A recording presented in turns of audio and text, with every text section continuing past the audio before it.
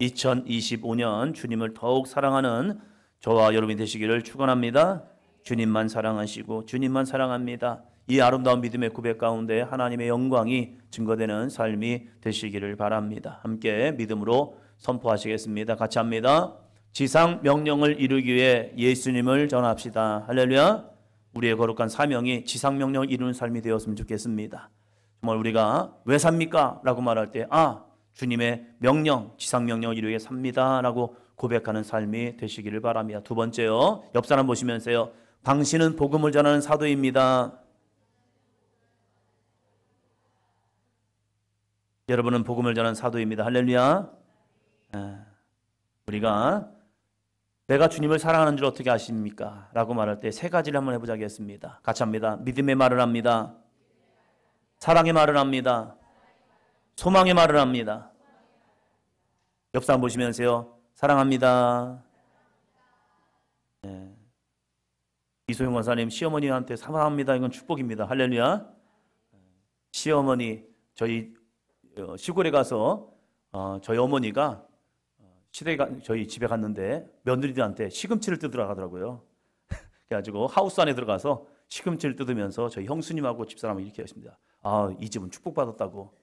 시어머니가 시금치를 뜯어가지고 시금치를 뜯고 있다고 하면서 시금치를 같이 뜯고 왔습니다. 시댁을 사랑해야 합니다. 시부모님을 사랑해야 합니다. 왜요? 남편의 부모님이잖아요. 나의 또 부모님이잖아요. 정말로 사랑할 수 있는 귀한 믿음의 삶이 됨을 감사합니다. 제자라는 말을 아시죠?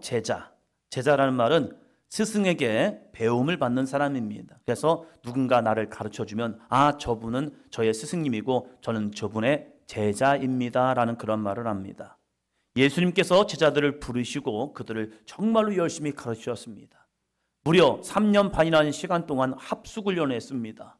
예수님이 친히 데리고 다니시면서 그들과 함께하면서 열심히 가르쳤어요. 열심히 가르친 목적이 무엇일까? 너희들 나에게 잘 배우고 이렇게 살아가면 돼 라고 끝났을까? 아니에요. 예수님께서 제자를 부르신 목적은 무엇이느냐? 제자를 사도로 만들기 위해서입니다. 한번 따라합니다. 제자를 사도로 만들기 위해서입니다. 제자를 사도로 만들기 위해서 그렇게 열심히 교육을 시켰다는 거예요. 사도라는 단어는 헬라어로 아포스톨로스입니다. 아포스톨로스.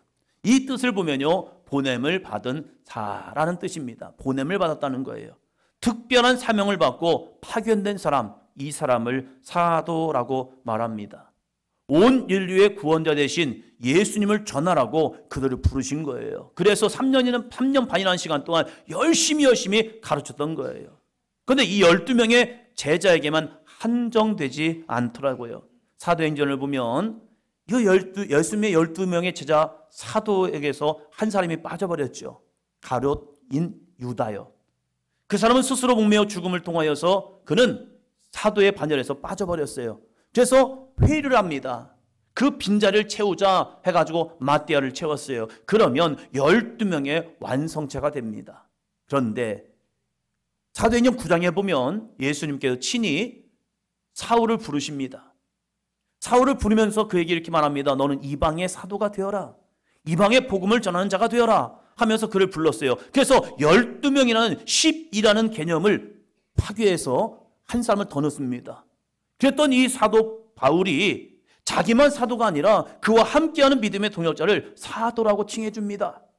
여러분, 사도라는 단어를 보면요, 특별한 주님의 사명을 받고 파송된 사람이라는 거예요. 그래서 이것은 권위가 아니에요. 맡겨진 사명, 맡겨진 직분을 가지고 우리가 이렇게 살아야 합니다라고 보여주는 모습이 있다는 사실이에요. 교회에서 제자라는 말을 쓰면 그래, 표현해서 잘 사용합니다. 그래서 우리 제자 교육합시다. 우리는 제자교회입니다. 제자들 교회입니다. 우리가 제자가 됩시다 하면서 열심히 교육을 합니다. 그런데 사도라는 말을 쓰면요, 논란을 삼습니다. 야, 어떻게 사도가 돼? 하면서 여러 가지 신학적인 여러 가지 방법을 통해서요, 논란을 하고 있어요. 그래서 놀라운 것은 무엇이냐면 그렇게 말을 못 쓰게 하면서 우리의 삶을 이 교회라는 틀 안에서 묶어 놓은 거예요. 그래서 제자만 되면 돼요. 열심히 배우면 돼요. 그리고 그 배운 대로 우리가 이렇게 살아가면 돼요. 라고 하면서 우리의 삶을 제자라는 모습에서 묶어놨다는 거예요.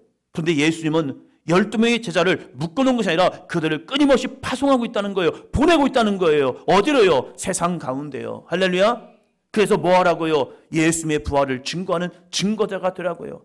어둠 가운데 있는 자들에게 빛을 전하고 소망을 전하면서 사랑의 말을 전하면서 그 땅을 치유하고 회복하고 귀신을 내어쫓고 새 방을 말하면서 그들에게 생명의 복음을 전하라는 사실이에요.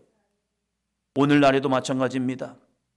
오늘도 주님은 우리를 부르셔서 사도로 보내시고 계십니다. 우리가 나아가는 곳곳마다 하나님의 영광이 주 예수 그리스도의 구원 역사가 증거되는 삶이 되시기를 바랍니다. 교회와 성도가 사도적 사명을 잃어버리면 신앙이 개인주의가 돼버려요. 그래서 나만 구원받으면 되고 우리 가족만 구원받으면 되고 우리 교회만 잘 되면 된다고 착각하면서 삽니다. 아니요. 구원은요, 나를 뛰어넘어서 우리의 이웃들에게 세상 가운데 세계 열방에 복음을 전하는 모습이 되어야 할 줄로 믿습니다. 예수님을 믿은 사람들이 어떠한 삶을 살아가야 할 것인가를 마태복음 28장에서 전하고 있습니다. 이 28장 18절로 20절 말씀에 보면 우리가 어떠한 믿음의 삶을 살아갈 것이냐, 나만 혼자 예수 믿고 구원받아서 천국 가는 것이 아니라 우리에게 주신 거룩한 천국의 복음을 이 땅 건대 증거함을 통하여 한 사람도 멸망받지 않고 영생을 얻게 하는 것이 우리의 거룩한 사명인 줄로 믿습니다. 이것을 뭐라고 말합니까? 지상명령이라고 얘기하고 있죠. 이것은 교회의 존재 목적과 우리가 예수님을 믿고 살아가는 이유가 되어야 합니다. 우리가 예수님을 믿는 이유는 개인적 구원을 뛰어넘어서 예수님의 지상명령을 이룬 삶이 되어야 한다는 거예요. 그래서 우리 사도행전교회가 중보기도 노트를 보면 처음 시작에 사도행전교회 사명 선언문을 함께하고 있습니다. 자, 다 같이 합니다. 시작. 예수님의 지상명령을 따라 가정과 이웃, 직장과 사업장, 민족과 세계 열방의 모든 사람을 예수님의 제자 삼아 아버지와 아들과 성령의 이름으로 세례를 베풀고 예수께서 명령하신 모든 것 성경을 가르쳐 지키게 하는 교회입니다. 아멘. 여러분, 복음은 어디에 필요합니까? 믿지 않는 자들에게만요? 아니에요. 예수님을 알지만 예수님이 나의 주인이 되지 않은 곳에도 복음은 필요한 거예요. 청년부 회장인 김민석 우리 회장이 아프리카로 선교를 갔어요. 어느 나라죠? 잠비아. 근데 그 내용을 한번 여러분이 잘 보시면 기독교인이 진짜 많습니다. 그런데 이 기독교가 아니에요. 거의 반 우상숭배나 비슷해요. 말씀이 없고 그저 우리가 복을 받아야 합니다 라고 하니까 이게 토속화돼 버려가지고요, 이게 예수님을 믿는 건지 안 믿는 건지, 말로는 예수님을 믿는데요, 그러나 말씀이 없고 그저 기복주의 신앙으로 전락해버리니까 그들에게 다시 복음이 증거돼야 한다는 거예요. 그래서 그 땅 가운데 복음을 전하기 위해서 가는 거예요. 예수님 믿고 구원받으세요, 거기서 끝난 것이 아니라 지상명령, 모든 말씀, 주님의 모든 명령을 가르쳐 지키게 하는 사명이 우리 이 시대에도 필요한 거예요. 오늘 우리에게도 마찬가지입니다. 우리가 예수님을 믿고 교회를 다니는 것으로 끝나는 것이 아니라 정말 우리가 말씀 안에 살고 있는가, 내가 주여 주여 하는 자마다 구원받는 것이 아니라 그 말씀을 지켜 행하는 자가 구원을 받는다고 말씀하고 있는 거예요. 그래서 우리의 가정 가운데, 우리의 직장과 사업장 가운데, 우리의 이웃 가운데, 또한 이 민족 가운데, 세계 열방 가운데 주의 복음을 증거하는 사도행전 교회가 되어야 할 줄로 믿습니다. 우리가 매일같이 이 기도를 반복하는 이유가 있습니다. 반복은 이러한 효과를 냅니다. 고린도전서 1장 10절이요. 형제들아, 내가 우리 주 예수 그리스도의 이름으로 너희를 권하노니 모두가 같은 말을 하고 너희 가운데 분쟁이 없이 같은 마음과 같은 뜻으로 온전히 합하라. 아멘. 여러분, 고린도 교회가요, 엄청난 부흥이 있었습니다. 성령의 능력과 역사가 많이 나타났습니다. 고린도 교회가요, 그냥 흐지부지한 교회가 아니에요. 그들은 열심히 부르짖어 기도했습니다. 그래서 성령의 충만을 받고 은사들이 얼마나 많이 나타났는데요. 그런데 어느 순간에 이 교회가 분열하기 시작하는 거예요. 뭐 때문에요? 내가 잘났기 때문에 그래요. 내가 받은 은사, 내가 받은 능력이 더 귀해 하면서 파가 나누어졌어요. 나는 바울파, 아볼로파, 나는 게바파, 그리고 나는 예수님파 하면서 파벌 싸움하고 있는 거예요. 그럴 때에 이 교회를 하나 되게 할 수 있는 방법이 무엇이냐라고 말할 때에 이 바울은 이렇게 말하고 있어요. 모두가 무슨 말이요? 같은 말, 같은 말, 동일한 말, 동일한 은혜, 동일한 말씀, 동일한 역사로 나아가자는 거예요. 같은 말을 하기 시작하면요, 이 공동체가 하나가 됩니다. 여러분, 여러분의 가정이 하나 되기를 원하십니까? 같은 말을 하기 시작하십시오. 말씀을 같이 읽고요, 같이 기도 제목을 가지고 기도하세요. 그러면요, 하나님의 능력으로 하나 되는 은혜를 경험하게 됩니다. 프로그램 중에 동상이몽이 있어요. 같은 상 안에서, 같은 이불 안에서 다른 꿈을 꾸고 있는 거예요. 이게 동상이몽 아닙니까? 교회도 마찬가지예요. 교회가 동상이몽이 되면 안 돼요. 교회는 성령 안에서 하나가 되어야 합니다. 그래서 같은 말을 하고 너희 가운데 무엇이 없어요? 분쟁이 없어요. 같은 말을 하기 시작하면요, 분쟁은 사라집니다. 아멘. 여러분의 가정이 하나님의 은혜를 함께 전하고 증거하고 말씀 안에서 같은 말을 할 때 분쟁은 떠나갑니다. 그럼 어떠한 마음이 됩니까? 같은 마음을 품게 돼요. 같은 뜻으로 온전히 합하여집니다. 이러한 은혜가 여러분의 가정에도 있기를 축원합니다. 우리의 부모와 자녀의 관계도 있기를 축원합니다. 우리 교회 안에도 풍성하기를 축원합니다. 이 나라 이 민족 가운데도 같은 말을 통하여 같은 마음과 같은 뜻으로 온전히 합할 수 있는 삶이 되기를 축원합니다. 이 민족은 하나가 되어야 합니다. 어디 안에서요? 복음 안에서요. 정치는 우리나라를 하나로 만들지 못합니다. 어느 나라든지 정치는 나라를 하나로 만들지 않아요. 왜요? 네 편과 내 편이 이루어야지 합니다. 그러나 복음은 하나가 됩니다. 복음 안에서 나아갈 때에 이 나라 이 민족이 그래서 소망이 있다는 거예요. 또한 목표가 흔들리지 않습니다. 교회가 무엇을 해야 하는지를 깨닫게 돼요.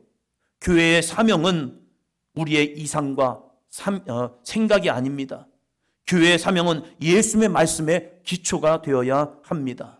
왜요? 교회는 예수님의 몸이기 때문입니다. 그러면 우리 사도행전 교회는 어떠한 교회가 되어야 하는가? 우리 믿음의 성도들은 어떠한 성도들이 되어야 하는가? 마태복음 28장에서 예수님을 믿는 사람이 살아야 할 모습을 우리에게 분명히 전하고 있습니다. 예수 믿는다면, 우리가 정말로 예수 그리스도 안에 있다면 어떠한 삶을 살아야 하는지 마태복음 28장을 통하여 전합니다. 같이 읽습니다. 예수께서 나와 말씀하여 이르시되 하늘과 땅의 모든 권세를 내게 주셨으니 그러므로 너희는 가서 모든 민족을 제자로 삼아 아버지와 아들과 성령의 이름으로 세례를 베풀고 내가 너희에게 분부한 모든 것을 가르쳐 지키게 하라. 볼지어다 내가 세상 끝날까지 너희와 항상 함께 있으리라 하시니라. 아멘. 사도행전 교회는 지상명령을 실천하는 교회가 되어야 합니다. 성경의 사도행전은 사도들이 어떻게 복음을 전했는지 우리에게 보여줍니다. 성령의 능력을 받고 그들이 세상을 향해 나아갈 때 처음엔 두려움 때문에 문을 닫고 있었어요. 그러나 그들에게 성령이 임하시니까 세상을 향하여 박차고 나가서 예수 그리스도를 전하기 시작합니다. 예수는 우리의 구원자입니다. 예수는 우리의 능력입니다. 예수 그리스도를 믿어야 우리는 천국 갈 수 있고 살 수 있습니다. 영원한 하나님의 생명 가운데 들어갈 수 있습니다. 아멘. 그래서 그 예수님을 전하기 시작하는 거죠. 우리에게도 사도행전을 주신 이유가 무엇입니까? 이 사도행전 말씀을 주신 것은 아는 것으로 끝나는 것이 아니라 우리의 삶의 방향이 되어야 한다는 거예요. 우리 사도행전 교회가 함께 나아갈 방향은 이 사도행전 29장이 우리를 통하여 증거되어야 하고 기록되어야 한다는 사실입니다. 우리가 복음을 들고 나아갈 때에 천국의 사도행전 29장은 써 나가고 있는 줄로 믿습니다. 그러면 예수님의 지상명령은 어떻게 이루어집니까? 내가 볼 때는 내가 부족하고 아무것도 아닌 것 같은데, 용태가 용태를 볼 때는 나는 어떻게 내가 예수님을 전하지? 지상명령 이건 나와 상관없는 거야. 옆에 있는 지훈아 너나 해라 할 수도 있잖아요. 이 지상명령을 생각하면 우리의 가운데 굉장히 부담스러워해요. 그러나 지상명령은 옆 사람 보시면서요, 당신도 할 수 있습니다. 어떻게 할 수 있습니까? 첫째요, 같이 합니다. 지상명령은 예수님의 이름을 가지고 가야 합니다. 여러분, 예수님의 이름만 가지고 가면 돼요. 지상명령의 처음 시작은요, 옆 사람 보시면서요, 예수 믿으세요. 옆 사람 잘 해보세요. 자, 예수 믿으세요. 자, 시영이도 옆 사람 보면서 예수 믿으세요? 네, 이거부터 시작된다는 거예요. 다른 거 아니에요. 예수님을 전하기 시작하면 됩니다. 자, 왜 예수님을 전해야 합니까? 아, 예수님을 전한다고 뭐가 변하나? 내가 예수님을 전한다고 무엇이 변할까? 예, 변합니다. 자, 18절 봅니다. 예수께서 나와 말씀하여 이르시되 하늘과 땅의 모든 권세를 내게 주셨으니. 하늘과 땅의 권세가 누구에게 주셨다고요? 예수님이요. 예수님의 이름은 놀라운 능력이에요. 내 이름은 아무것도 아니에요. 제 이름 박정희라는 이름은요, 몰라요. 여러분 나가보세요. 우리 교회 목사님 박정희 아시냐고. 그럼 다들 그럴 거예요. 누군데요? 그래요. 몰라요. 어떻게 알아요? 근데 김경이라는 이름은 많더라고요. 8호 광장에도 김경이 내과 있고요. 아, 진짜 많아요. 아, 많은 사람이 알아요. 근데 박재홍은 잘 몰라요. 예. 양구를 가다 보면 재영 팜 뭐 해가지고 농장이 하나 있어요. 해가지고 갈 때마다 아, 내가 또 사업을 했나? 이 생각도 해요. 잘 몰라요. 그런데 예수님의 이름은 뭐가 있대요? 하늘과 땅의 모든 권세가 있대요. 놀라운 이름입니다. 여러분, 예수님의 이름으로 기도하고요, 예수님을 선포하면요, 능력이 나타납니다. 은수야, 아멘? 놀라운 이름이에요. 예수님의 이름을 가지고 기도하면요, 그 기도 가운데 놀라운 역사가 나타나요. 그 이름을 믿고 선포할 때 기적이 일어나요. 어떠한 기적입니까? 자, 마가복음 16장 17절로 18절이요. 같이 합니다. 믿는 자들에게는 이런 표적이 따르리니 곧 그들이 내 이름으로 귀신을 쫓아내며 새 방언을 말하며 뱀을 집어 올리며 무슨 독을 마실지라도 해를 받지 아니하며 병든 사람에게 손을 얹은즉 나으니라 하시더라. 여러분, 믿는 자래요. 뭘 믿어요? 예수님의 이름을 믿는 자요. 예수님의 능력을 믿는 자요. 예수님의 권세를 믿는 자요. 그 믿는 자에게는 이런 표적이 나타난대요. 그들이 내 이름으로 예수님의 이름으로, 예수 그리스도의 이름으로 뭐가 쫓아가요? 귀신을 쫓아내며. 여러분, 예수님의 이름은 귀신을 쫓아냅니다. 나를 두렵게 하고 근심케 하고 걱정케 하고 내 안에 염려를 주는 악한 사단 마귀 생각을 내 안에서 끄집어냅니다. 염려되십니까? 걱정되십니까? 두려움이 밀려옵니까? 예수님의 이름으로 선포하시기 바랍니다. 한번 더 합니다. 내 안에 있는 근심과 염려와 걱정, 예수님의 이름으로 하느니 떠나갈지어다. 자, 눈 피하지 마시고, 자, 예수님의 이름으로 하느니 떠나갈지어다. 할렐루야. 질병이 옵니까? 예수 그리스도의 이름으로 그원에 손을 얹고 기도하시기를 바랍니다. 나이는 못 속이는 것 같아요. 어느 순간부터 어깨가 또 아프기 시작합니다. 저도 어깨에다 손을 얹고 기도합니다. 하나님, 이놈은 50이 넘었다고 50견이 오기 시작합니다. 하나님, 이 50견 하나님 예수 그리스도의 이름으로만이 모든 힘줄과 관절과 또 세포와 근육에 명하노니 평안할지어다. 염증은 사라질지어다. 언제까지요? 될 때까지 하면 되겠죠. 여러분, 예수님의 이름은 권세입니다. 그 이름으로 나가는 겁니다. 우리가 예수님의 이름을 가지고 가정과 이웃, 직장과 사업장, 민족과 세계 열방으로 나아갈 때에 그 이름이 능력이 나타날 줄로 믿습니다. 나에게 맡겨진 사람들에게 나가서 예수님을 전하는 거예요. 예수님 믿으세요. 예수님 믿으세요. 예수님 믿으세요. 우리 솔비가 친구에게 예수님 믿으세요. 이게 쉬울까요? 어려울까요? 네, 깜빡하는 거 보니까 어렵다는 얘기죠. 처음에는 어렵지요. 처음에는 그 복음을 전할 때, 예수님을 전할 때 가슴이 두근두근 그래요. 할까 말까 할까 말까 할까 말까. 그러나 한번 해보는 겁니다. 나랑 같이 교회 가볼래? 나랑 같이 예수님 믿어볼래? 시온아, 이제는 고등학교를 또 가잖아. 또 고등학교를 갈 때 우리 민주인랑 같이 다니면서 오늘은 누구에게 복음을 전해볼까? 오늘 어떤 에게 복음을 전해볼까? 내 능력은 되지 않아요. 그러나 내 입을 통하여 말씀이 씨앗이 뿌려질 때에 그 뿌려진 씨앗이 어떤 사람은 돌밭이 될 수 있고 어떤 사람은 길가가 될 수 있고 어떤 사람은 가시떨기가 될 수 있지만 어떤 사람은 좋은 밭이 되고 있다는 사실입니다. 그 좋은 밭, 누가 좋은 밭인지 몰라요. 그러나 우리가 이 복음의 씨앗을 뿌릴 때에 그 씨앗이 심겨짐을 통하여 예수 그리스도의 이름으로 자라게 됩니다. 그리고 열매 맺게 돼요. 그래서 구원을 얻게 됩니다. 할렐루야. 옆 사람 보시면서요, 복음의 씨앗을 뿌려봅시다. 둘째요. 둘째 같이 합니다. 지상명령은 예수님의 제자를 삼고 세례를 베풀고 성경을 가르쳐 지키도록 해야 합니다. 사도들이 한 것이 있습니다. 사도들이 성령의 능력을 받고 한 것이 무엇이냐? 사도들은 자신들의 제자를 만들기 위해서 힘쓰지 않았습니다. 사도들이 한 것은요, 끝까지 복음, 예수님을 전하기 위해서 나아갔습니다. 나에게는 은과 금은 없습니다. 그러나 내게 있는 것이 있는데 그것이 바로 예수님의 이름입니다. 나는 당신을 할 수 없지만 예수님의 이름은 당신을 이 안진뱅이에서 일으킬 수 있습니다. 그래서 그 베드로가 나면서부터 안진뱅이에게 선포하는 거예요. 나에게는 은과 금은 없을지라도 내게 있는 것을 당신에게 주겠습니다. 나사렛 예수 그리스도의 이름으로 일어나 걸으라. 아멘. 그럴 때 그 사람이 걷는 기적을 경험하게 되죠. 눈먼 자에게, 죽은 자에게, 사망으로 가는 자에게 예수님을 전할 때 그 예수 그리스도의 능력이 그들을 살려내는 겁니다. 우리는 할 수 없어요. 그러나 예수 그리스도의 능력이, 그 이름의 능력이 하고 있다는 거예요. 그래서 우리는 누구를 삼는 겁니까? 예수님의 제자를 삼는 거예요. 내 제자가 아니에요. 예수님의 제자예요. 예수님의 제자 삼기 위해서 해야 하는 건 뭔데요? 끊임없이 말씀을 가르치는 거죠. 복음을 가르치고 말씀을 가르침을 통해서 그들이 말씀을 붙들게 하고 그들이 기도하는 삶을 통하여서 예수 그리스도를 붙들게 만드는 겁니다. 나를 의지하는 게 아니에요.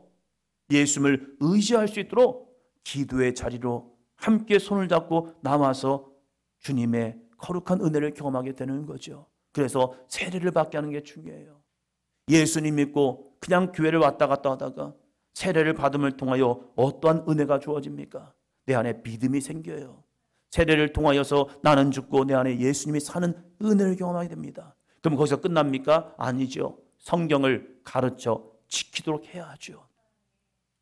이제는 내가 성경을 말씀을 받았다면 그 말씀은 끝나지 말고 내 안에서 멈추는 것이 아니라 그것이 흘러갈 수 있도록 그가 하나님의 말씀을 가르쳐 지키게 할 수 있도록 만드는 사도 역할을 감당해야 합니다.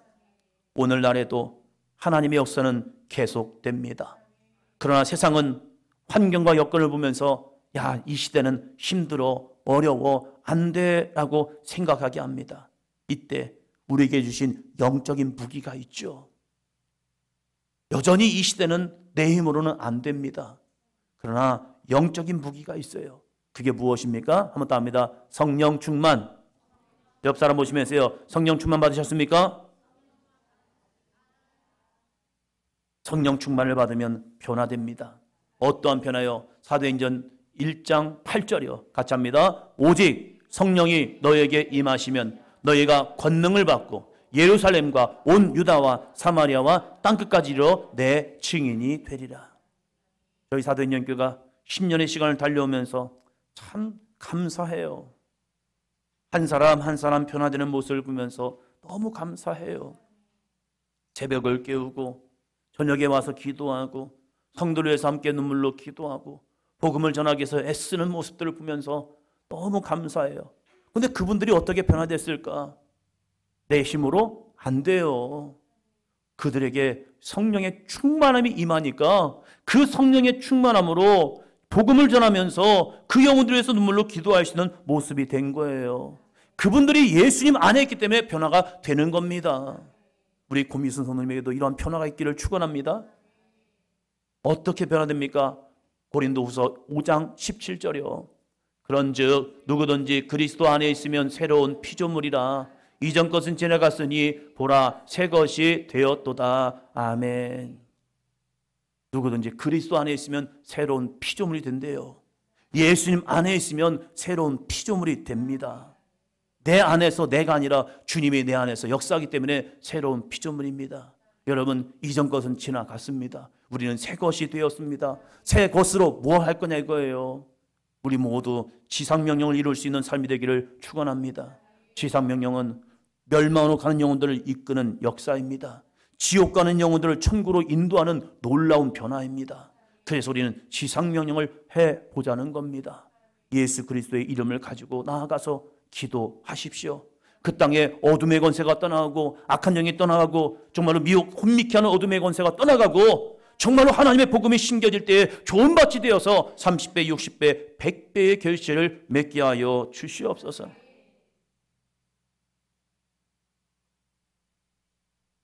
이소영 권사님 2025년도 기도 제목 중에 하나가 홍수나 시어머니 교회 나오게 해주세요. 이 기도 제목이거든요. 그래서 제가 그랬죠. 이름이 참 예쁘시다고. 외모만큼 이름도 예쁘시네요. 그러면서 같이 기도하겠습니다. 이렇게 했습니다. 근데 오늘따라 정종민 선생님이 늦게 오시는 거예요. 제 뒤에 앉아야 하는데 왜 안 오시지? 왜 안 오시지? 했어요. 왜 안 오신가 했더니 어머니 모시고 오려고 좀 늦으셨구나. 이게 생각이 드는 거예요. 쉽지 않습니다. 그런데 기도하는 거죠. 내 힘과 내 능력은 안 돼요. 근데 기도하면 하나님이 기회를 주십니다. 은혜를 주십니다. 그리고 때를 주십니다. 우리의 믿음도 마찬가지입니다. 우리가 복음의 씨앗을 뿌리고 지상명령을 감당한다는 것, 그것은 어쩌면 무거운 짐입니다. 이 무거운 십자가를 우리가 감당할 때 이 땅에 거룩한 빛이 임함을 통하여서 어둠의 권세는 떠나고 하나님의 영광은 증거되는 삶이 될 줄로 믿습니다. 옆 사람 보시면서요, 우리 함께 지상명령 해봅시다. 할렐루야!